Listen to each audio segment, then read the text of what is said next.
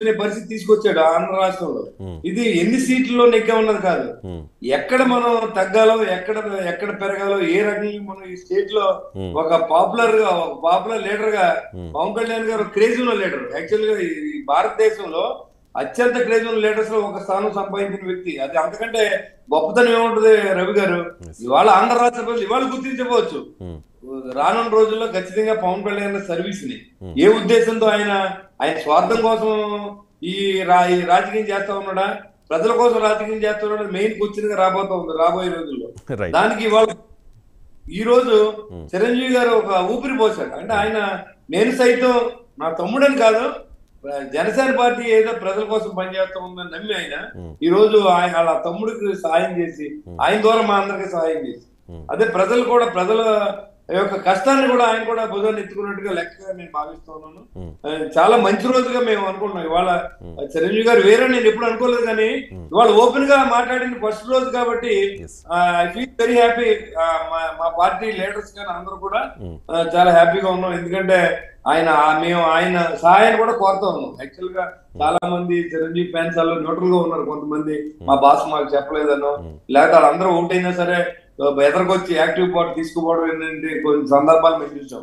కాబట్టి ఈ రోజు ఆయన బహిరంగంగా ఆ డబ్బులు ఇచ్చారని కాదు, బహిరంగంగా తమ్ముడికి పార్టీకి సపోర్ట్ చేస్తానని చెప్పడం శుభపరిణామంగా నేను భావిస్తా ఉన్నాను. ఖచ్చితంగా ఆయనకి రానున్న రోజులు ఇంకా మంచి సపోర్ట్ చేసి ఈ రాష్ట్రాన్ని మంచి మార్గంలో పెట్టేందుకు ఉండాలని చెప్పి నేను కోరుతాను. రైట్, ఫైనల్ గా మీరు ప్రచారంలో ఉన్నారు, ప్రోగ్రామ్ ఉంది అన్న వెంటనే, టాపిక్ చెప్పిన వెంటనే నేను ఖచ్చితంగా మాట్లాడతాను అని చెప్పి మీ ప్రచారానికి కాస్త గ్యాప్ ఇచ్చి మాకు అవకాశం ఇచ్చారు. మీ సమయాన్ని ఎక్కువ నేను ఇది చేయను.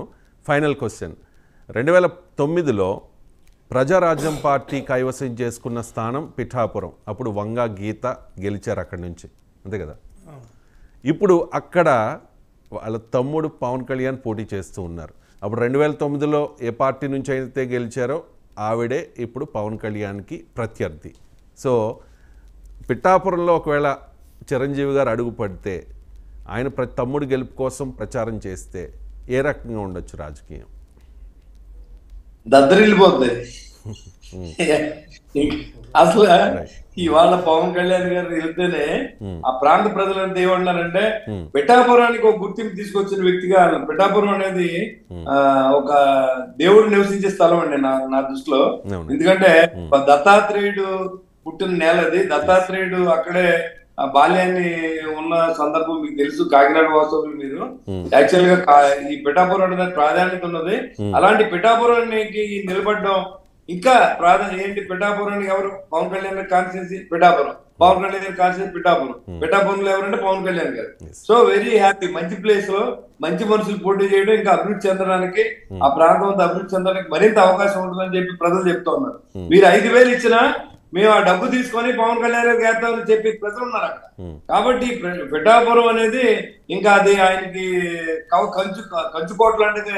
కాబట్టి డెఫినెట్ గా పవన్ కళ్యాణ్ గారికి మెగాస్టార్ ఈయన రావడం కూడా ఇంకా లాభసాటి. ఎందుకంటే ఆయన అభిమానులు కానీ, లేకపోతే ఆయన వచ్చి చేయడం వల్ల తమ్ముడికి వచ్చే ధైర్యం కానీ బాగుంటుంది. ఇంకా మేము 2 రోజులు ఆయన ప్రచారం కూడా చేస్తారని నేను ఆశిస్తా ఉన్నాను.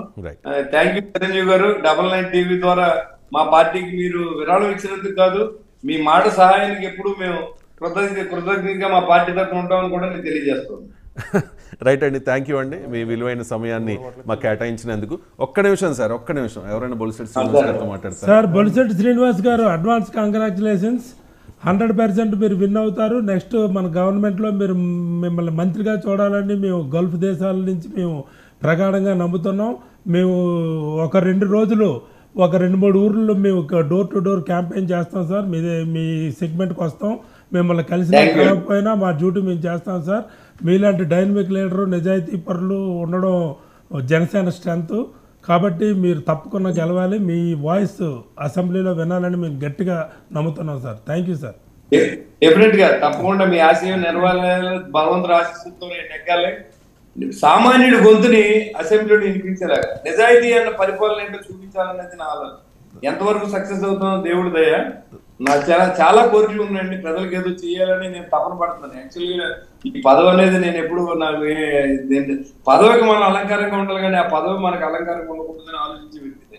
బట్ డెఫినెట్ గా సామాన్యుడి గొంతును వినిపించాలి, న్యాయమైన పరిపాలన జరగడానికి సహకరించాలి, ఇలాంటి దోపిడీ ప్రభుత్వాన్ని ఇంటికి పంపించాలి. ఇలాంటి దోపిడీ ఫ్యూచర్ లో జరగకూడదు. మన సొంత పార్టీలో జరిగినా సరే దాన్ని వ్యతిరేకించాలని మనస్తత్వంలో ఉంది, అంతే తప్ప అడేదో దొంగతనం చేస్తాడు కదా, ప్రజాస్వామ్యం కదా అని ఆలోచించాను. కాబట్టి డెఫినెట్ గా భగవంతుడు నాకు ఆ వాయిస్ ఇవ్వాలి, శక్తిని ఇవ్వాలి, ఈ రాష్ట్రాన్ని మంచి జరగడానికే నా వాయిస్ ఉపయోగపడాలని కోరుకుంటున్నాను. రైట్, మీరు ఎవరైనా సార్ ముందుగా అభినందనలు సార్, అంటే కాబోయే ఎమ్మెల్యేగా.